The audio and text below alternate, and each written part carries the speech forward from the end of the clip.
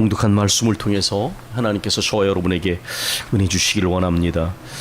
우리 교회 주제는 대주제입니다. 우리가 이제 이 교회를 위한 기도를 드리고 나서 순종의 찬양을 부릅니다. 그 찬양의 가사에 이 대주제의 의미가 아주 잘 나와 있습니다. 주님과 함께 주님보다 앞서지도 주님보다 뒤처지지 말자. 인도하시는 대로 온전한 신뢰와 순종으로 따라가고 주님이 우리에게 하라 하시는 일만 하자는 뜻입니다. 왜 주님보다 앞서가게 됩니까? 조급함과 욕심 때문입니다. 자기 욕망, 자기 생각, 자기 의지, 자기 계획을 관철시키는 생각 때문에 조급해지는 것입니다. 하나님의 뜻을 행하기에 조급한 경우는 드뭅니다. 만약에 하나님 뜻을 행하기에 조급할지라도 하나님은 그 조급한 마음을 잔잔하게 하실 것이기 때문입니다. 조급함과 욕심은 어떤 면에서 동전의 양면 같은 것입니다. 저는 그렇게 믿습니다.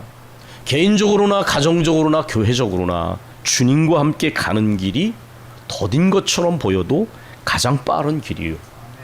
위험스럽고 몸에 가득한 것처럼 보여도 오히려 그 속에서 살아계신 하나님의 능력과 지혜를 경험하며 또한 가장 안전함 가운데 가는 길이고, 그것이 결과적으로도 가장 후회가 없는 길임을 믿습니다.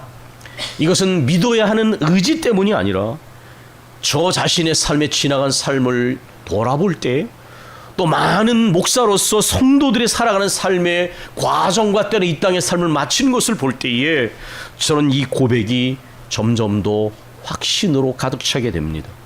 주님과 함께 가는 길이 더딘 것처럼 보여도 가장 빠른 길입니다. 주님과 함께 가는 길이 위험해 보여도 가장 안전한 길입니다. 주님과 함께 이 길을 가는 것이 후회가 없는 길입니다.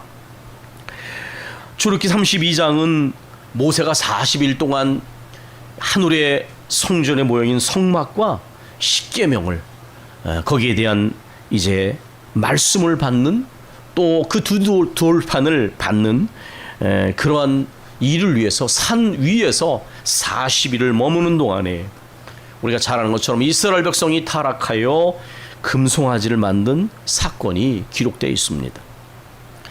이스라엘 백성이 금송아지를 만든 사건은 이스라엘 백성이 범한 죄악 중에 가장 크고도 중대한 죄악이었습니다.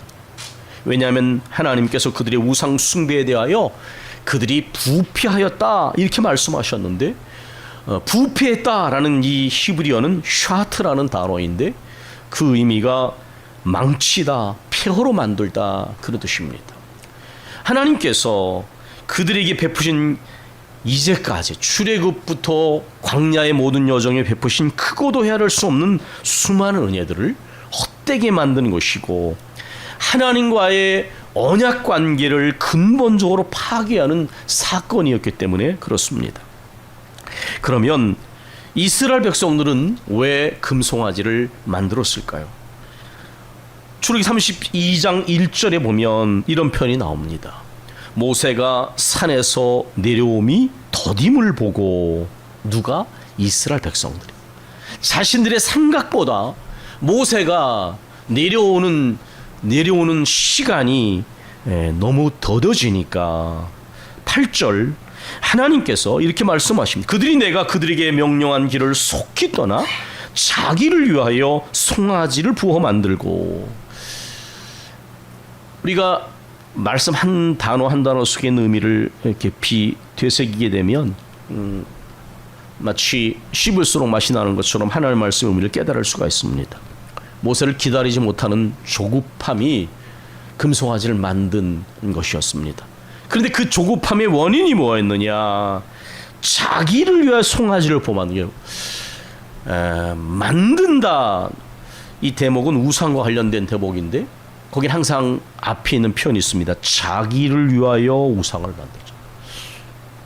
그러니까 이것은 무엇입니까? 자신들의 기대와 욕망을 충족시키고자 하는 자기 중심성 속에 이들이 이제까지 나왔기 때문에 결국 금송아지를 만드는 커다란 죄악으로 치달았다는 것입니다.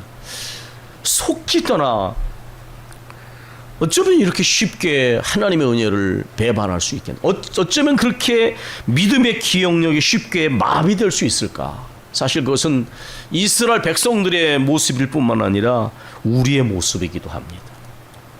은혜는 어쩌면 그렇게 빨리 잊어버리고 어쩌면 그렇게 빨리 불평과 원망과 불신앙으로 치닫는지 가끔은 우리 자신도 우리 자신의 모습에 놀랄 때가 있는 것입니다.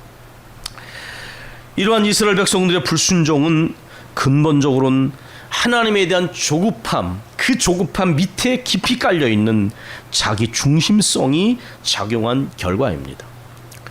하나님께서는 하나님과의 언약 관계를 근본적으로 파기하는 이 사건에 대하여 대단히 진노하셨습니다. 그리고 아예 이번에는 그 인내의 한계를 시험하는 이들을 향하여 아예 이스라엘 백성들을 진멸하려 하셨습니다. 그러나 모세의 간절하고도 자기 희생적인 중보와 탄원 가운데서 하나님은 다시 한번 큰 자비와 긍휼로 용서하시고 뜻을 돌이키십니다. 근데 우리가 이러한 사건을 보면서 이 사건의 전개 속에서 하나의 질문을 하게 됩니다. 그것은 바로 이해할 수 없는 모습입니다. 누구입니까? 바로 아론입니다. 모세는 산에 올라갔지만 여기에는 모세와 함께 이스라엘 백성을 인도할 공동의 중차된 책임을 맡은 아론이 남아 있었습니다. 그렇다면 이스라엘 백성들이 아론에게 나와 자신들을 위하여 자신들을 인도할 신을 만들라 했을 때에 그는 당연히 영적인 지도자로서 단호히 그것을 거절하고 또한 물리쳐야만 했었습니다. 그런데 본문을 아무리 살펴봐도 그런 이야기는 적혀 있지 않습니다. 오히려 너무나 즉각 그 말을 듣고 그들에게 말합니다. 너희의 아내와 딸들의 자녀의 귀에서 금고리를 빼어서 내게로 가져와라. 이것은 무엇입니까? 이것은 무리들을 두려워하여 타협함, 그래서 모든 백성을 죄악으로 빠지게 한 아론의 유약한 모습입니다. 제가 우리 교회에서도 장로님들과 자주 그런 말씀을 드렸어요. 아무리 어려운 상황에 처해도 목사와 장로가 중심을 잡고 가면 결국 이겨낸다. 왜냐하면 지도자들이 중심을 잡으면 이겨내게 되는 것입니다. 어려움을 겪을 수는 있겠지만 지도자들이 중심이 분명하면 언젠가는 하나님 말씀 안에 중심이 분명하다면 이겨내게 되는 것입니다. 그러나 지도자들이 중심을 잃은 공동체는 결코 바로 세워질 수 없는 것입니다. 아론은 그 금고리들을 받았습니다. 그리고 그것을 녹여서 부어서 조각칼로 새겨 금송아지 형상을 만들게 합니다. 이 금송아지를 본 백성들이 서로에게 말합니다. 이는 너희를 애굽 땅에서 인도하여낸 너희의 신이로다. 이 금송아지는 이 고대의 근동 지역에서 언제나 그렇듯 다산과 풍년의 상징인 푸타신의 현현인 아피스입니다. 이 아피스는 거룩한 소를 말하는 것입니다. 그러니까 그러한 푸타신의 현현으로서의 아피스를 흉내낸 것입니다. 여러분 고대 신화에 보면 이런 것들이 많이 나오지 않습니까? 근데 사실 이것은 직접적인 이 푸타신 또는 아피스를 숭배한 것이 아닙니다. 왜 그러냐 하면 이건 정확히 말하면 혼합주의입니다. 저는 한국교회가 상당 부분 혼합주의에 빠져 있다고 보는데, 왜냐하면 복음과 세속적인 사고방식을 교묘히 섞어서 설교하고 또한 교회를 운영하기 때문에 정신을 바짝 차리고 보지 않으면 어디까지가 복음이고 어디까지가 세속주의인지를 구분하기 어려운 그런 혼합주의 속에 한국교회가 사로잡혀 있습니다. 이 금송아지를 만든 다음 아론이 뭐라고 말합니까? 그 앞에 제단을 쌓고 말했습니다. 내일은 여호와의 절기이니 이렇게 말했고, 백성들은 아침에 일찍 일어나서 번제와 화목제를 드리고 그리고 먹고 마십니다. 도대체 누구에게 하는 것입니까? 송아지에게 하는 것입니까? 하나님에게 하는 것입니까? 이것은 완벽한 우상 숭배입니다. 하나님은 이미 출애굽기 20장에서 십계명을 통해 말씀하셨습니다. 나 외에 다른 신을 두지 말라. 너를 위하여 우상을 만들지 말고 거기 절하지 말라라고 그렇게 말씀하셨습니다. 모세는 아론은 이걸 분명히 알고 있었습니다. 그러나 그는 백성의 눈치를 보면서 지도자로서 영적인 직무를 유기했습니다. 오늘 본문에도 보면 거기 여러분 보신 내용에서 25절에 보면 모세가 먼저 백성이 방자했는데 이는 아론이 백성으로 하여금 방자하게 제멋대로 하도록 그렇게 해서 영적인 원수들에게 조롱을 받게 했다, 이렇게 책망했기 때문입니다. 좀 무슨 문제가 있네? 그냥 전원이 보자. 그러면 그냥 없이 하는 거죠. 네, 그래서 나중에 모세로부터 아론은 책망을 받습니다.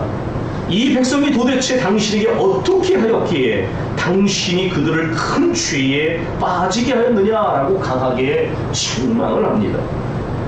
그러자 아론은 비겁한 변명을 합니다. 내 주여 노하지 마소서. 이 백성의 악함을 당신이 아나이다. 이게 무슨 말입니까? 이 백성은 원래 죄의 투성이기 때문에 악한 본성으로 인해서 이런 죄를 짓는 것입니다. 이렇게 말하고 있습니다. 그러나 여기서 자기의 책임은 말하지 않습니다. 이러한 큰 죄를 막아야 할 책임이 지도자인 자기에게 있었기 때문입니다. 아론의 말은 변명투성입니다. 그들이 내게 말하기를 우리를 위하여 우리를 인도할 신을 만들어 이 모세 곧 우리를 애굽 땅에서 인도하여 낸 사람은 어찌 되었는지 알 수가 없노라 하기에 내가 그들에게 이르기를 금이 있는 자는 빼내라 한즉 그들이 그것을 내게로 가져왔기로 내가 불에 던졌더니 이 송아지가 나왔나이다. 이 대답은 대단히 궁색할 뿐만 아니라 말도 안 되는 변명입니다. 왜냐하면 불에 녹여서 던졌더니 갑자기 금송아지가 나온 것이 아닙니다. 마치 무슨 빅뱅을 통해서 뭐가 나왔다 그러는데 얼마나 비과학적인 얘기인지요. 어떻게 대폭발 속에서 그렇게 질서정연이 나옵니까? 그런 비약을 가끔 과학에서 말한다면 좀 이해가 되지 않습니다. 철저하게 모든 과정을 비약 없이 논리적으로 과학적으로 설명하든가 어떤 우연적인 것을 갖다 놓고 거기서 뭔가 질서정연을 만들어낸다. 때로는 가장 비과학적이지 않는가. 어떻게 불에 던졌는데 금송아지가 나옵니까? 4절 말씀이 분명히 말했습니다. 부어서 녹여서 부어서 새겨 만들었다, 이렇게 말했습니다. 하나님께서 신명 9장 20절에 보면 이것 때문에 아론을 죽이려 하셨습니다.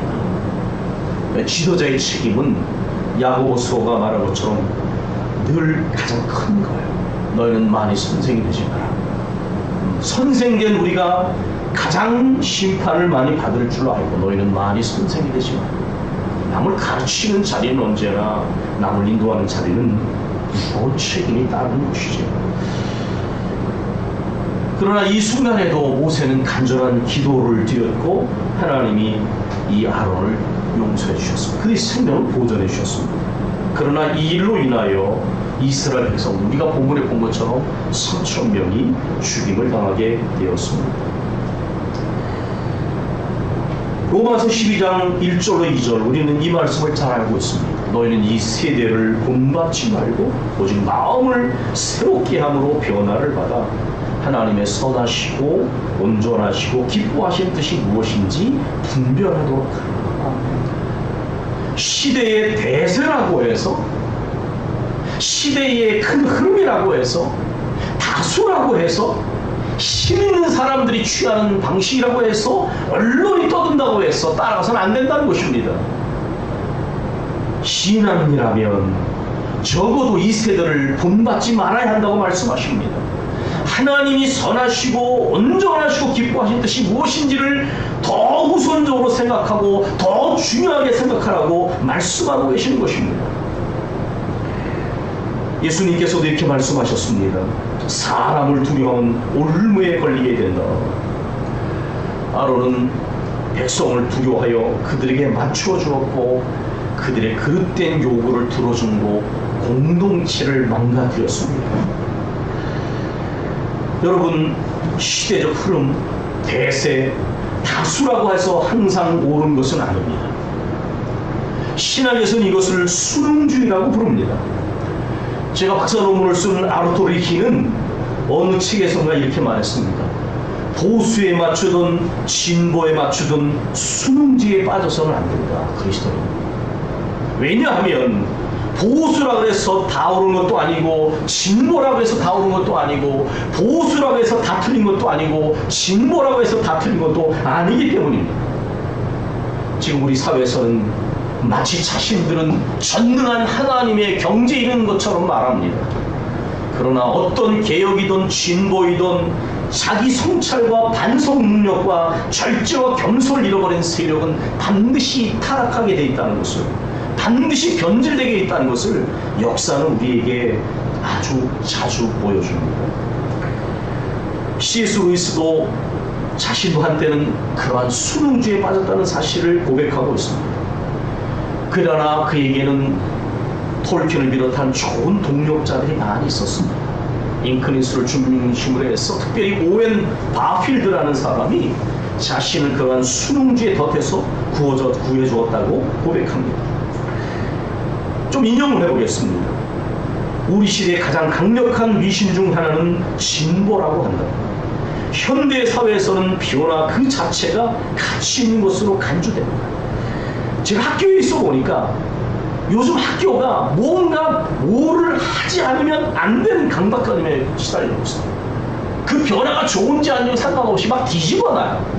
교육이라는 것은 백년지 대계인데 얼마나 자주 바뀌는지, 저같이 강의를 평생 온 사람도 얼마나 시이든지만 변화가 미덕인 것처럼 변화되어야 될 것과 머물러야 될 것이 무엇인지 구분되지 않은 채 뒤집어 놓습니다. 우리는 점점 더 과거로부터 단절되기 때문에 현재를 객관적으로 바라보는 것이 힘들어져 결국은 우리는 현대 순대에 빠지게 되었다, 이렇게 말했습니다. 현대 순대. 현대적인 것, 진보적인 것은 무조건 좋고 무조건 옳은 것처럼 맹신하고, 과거의 것은 낡은 것이고 진부한 것이고 틀린 것이라 생각하면 그것은 더 이상 합리적인 사고가 아니라 미신적 사고입니다.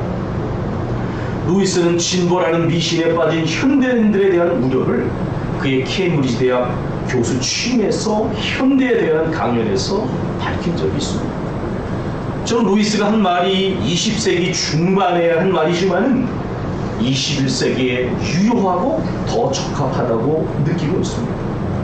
루이스는 이렇게 고백합니다. 우리 시대의 지적인 분위기에 압도되어 과거의 것을 무조건 푸시라는 현대 숭배에 빠진 나를 구해준 사람은 바필드였다. 우리는 과거의 것을 무조건 배격해서는 안 된다. 그것이 왜 사라졌는지를 밝혀야 한다. 다시 말해서 그것이 정당한 이유 때문에 배척된 것인지 아니면 단지 유행이 사라지듯이 사라진 것인지를 밝혀야 한다. 그것이 정당한 근거에서 배척되었다면 누가 언제 어떻게 배척되었는지를 밝혀야 합니다. 만일 그것이 유행이 사라졌다면 우리는 그것이 옳은 것인지 잘못된 것인지를 확인할 수 없다. 우리의 시대도 역사적으로 보면 찾아왔다가 지나가져 버리는 많은 시대들 중에 한 시대에 불과합니다. 우리는 우리 시대 특유의 미신들에 빠져 있을 수도 있는데 이런 미신들이 우리 시대 사람들에게 너무나 깊이 뿌리 박혀 있기 때문에 누구도 감히 공격하지 못한다. 심지어 어떤 사람들은 그것들을 너무나 당연한 것으로 받아들이기 때문에 그것들을 변해할 필요성조차 느끼지 못한다고 말합니다. 저도 한국 사람이지만 공동체에서 어떤 회의가 결정될 때 사람들이 눈치를 보는 걸 참 많이 봤습니다. 분명히 옳지 않은 말이 나오는데도 그 말을 하면 누군가의 관계가 불편해질까봐, 나에게 손해가 날까봐 말하지 않습니다. 그리고 누군가 다른 말을 하면 너만 잘났냐, 왜 그렇게 까다롭냐, 왜 그렇게 튀냐, 그리고 뒤로 반응합니다. 사실은 나도 당신하고 똑같은 생각. 왜 공적인 자리에서 그 말을 하지 못하는가? 가장 안전한 것은 다수에 묻어가는 것이지만 그것은 순응주의를 넘어서지 못하는 것입니다. 루이스는 오웬 바필드의 영향으로 진보가 때때로 당대의 지배적인 통념과 밀접하게 연관되어 있음을 깨닫게 되었습니다. 루이스도 바필드를 만나기 전까지는 이 통념의 유혹당에 있었습니다. 그래서 때로는 프로이트 심리학에 관심을 가지고 집중하기도 했습니다. 그런데 그렇게 흐름에 따르게 되면 결과적으로 당대에 진짜 무엇이 옳고 그른지를 제대로 판단할 능력을 상실하게 됩니다. 말씀드린 것처럼 진보면 무조건 옳고 보수면 무조건 옳고 그런가, 이러한 극단적인 진영 이데올로기가 온 국민과 나라를 나누는 우리나라 상황에서 저는 이러한 루이스의 이야기가 굉장히 깊이 다가옵니다. 말씀드린 것처럼 하나님의 말씀 하나님 위에는 그 누구도 절대적으로 완전할 수 없습니다. 파편적이고 편파적인 오름을 있을 수 있습니다. 그럼 오히려 끊임없는 반성과 성찰, 겸허함과 절제와 대화와 타협을 통해서 온전한 진리를 찾아나가야 되겠죠. 저는 저 자신을 경건한 현실주의라고 표현합니다. 경건한 현실주의. 하나님 앞에서 겸허함을 가지고 끊임없이 현실의 문제에 대하여 끊임없이 성찰과 반성과 그런 것을 끊임없이 개혁하여 나가고 진보해 나가는 것이 있을 뿐이지, 마치 무엇이 완전하고 완성되고자 하는 그 순간 그것이 이미 하나님의 자리에 오르러간 우상이라고 저는 봅니다. 루이스는 예기치 않은 기쁨에서 이렇게 말했습니다. 내가 연대기적 속물건성이라고 부른다. 다시 말해서 현대 숭배, 다수 진보 현대만 마치 무조건 옳은 것처럼 생각하는 이러한 미신적 사람, 즉 우리 시대의 보편적 지적 풍토를 무비판적으로 받아들여 오래된 것들은 무조건 믿을 수 없다고 평가절하했던 나의 태도를 오웬 바필드가 단숨에 눌러버렸다, 이렇게 말합니다. 이것은 진짜 용기 있는 사람입니다. 진짜 자존심 있는 사람은 자기 자신의 부족함을 인정할 수 있는 용기를 가진 사람입니다. 대세를 쫓다 보면 기독교적인 관점의 핵심인 창조와 타락과 구속 같은 기독교적 관점을 고수할 수 없습니다. 또한 세상의 이념과 언론과 다수의 여론의 눈치를 보며 거기에 맞추게 되면 결국은 우리가 가진 복음과 진리를 부끄러워하게 될 것입니다. 그리고 결코 이 세상의 십자가의 복음을 통하여 화해를 이루어야 할, 평화를 이루어야 할 우리는 이 신용 논리가 지배하는 이 세상 속에서 아무 영향도 미치지 못하는 무력증에 사로잡히고 말 것입니다. 순응주의든 연대기적 속물근성이건 현대 숭배이건 우리는 이러한 태도가 신앙인에게 적합하지 않다고 하는 것을 알아야 합니다. T.S. 엘리엇의 19에 이런 내용이 있는 것을 보았습니다. 우리 끊임없는 탐험을 하네. 그 기나긴 탐험의 끝은 우리 애초에 출발한 곳이라 이제야 비로소 알게 되었네. 바울사도는 너희가 가진 도의 촛불을 다시 쌓지 말고 그 터 위에 견고하게 확신을 가지고 서라고 권면합니다. 너희는 이 세대를 본받지 말고 오직 마음을 새롭게 함으로 변화를 받아 하나님의 선하시고 온전하시고 기뻐한 뜻이 무엇인지 분별하라고 하고 말씀합니다. 우리 주님은 사람을 두려워하는 올무에 빠지게 되며 너희는 설사 너희의 육체의 생명을 빼앗기는 순간이 있을지라도 너희 육체의 생명을 빼앗는 사람을 두려워하지 말고 육체뿐 아니라 영혼까지도 멸하실 수 있는 하나님을 진짜 두려워하라고 우리에게 가르쳐주고 계십니다. 대세가 아닌, 시대의 흐름이 아닌, 다수가 아닌, 여론의 형방이 아닌, 이념적 보수 신도가 아닌 하나님의 말씀에 깊고도 온전한 진리, 하나님의 온전하시고 선하시고 기뻐하신 뜻이 무엇인지를 정말 깊은 관심을 가지고 분별하기 위하여 애쓰고 공부하고 기도하며 그 뜻을 이루기 위하여 최선을 다하는 그리스도인이 되는 것이 이 시대에 저는 절대적으로 중요하다고 봅니다. 우리 교회는 왜 존재합니까? 혼자 있으면 우리는 이러한 대세에 저항하기 어렵습니다. 그러나 너희는 모이기를 피한 어떤 사람들의 습관과 같이 하지 말고 오직 사랑과 선행을 격려하며 그 날이 가까움을 볼수록 더 그리하라고 말씀하셨습니다. 저도 혼자면 흔들립니다. 그러나 건강한 생각을 붙잡아주고 그 생각을 유지하고 하도록 격려해주는 동지들이 있어서 외롭지 않습니다. 교회는 바로 그런 곳이 되어야 합니다. 세상의 대사나 가장 세련되고 진보적으로 보여지는 그러한 정신적 유행병에 걸린 사람이 아니라 깊은 묵상과 말씀 연구와 공부를 통해서 엎드려 기도함을 통해서 영 분별 공동체가 되어 교회가 진리와 복음의 터전이 되어질 때에 참으로 기준과 방향성이 무너지는 이 시대에 교회가 기준을 주고 방향성을 주고 선한 영향을 끼치는 일이 가능해지리라 생각합니다.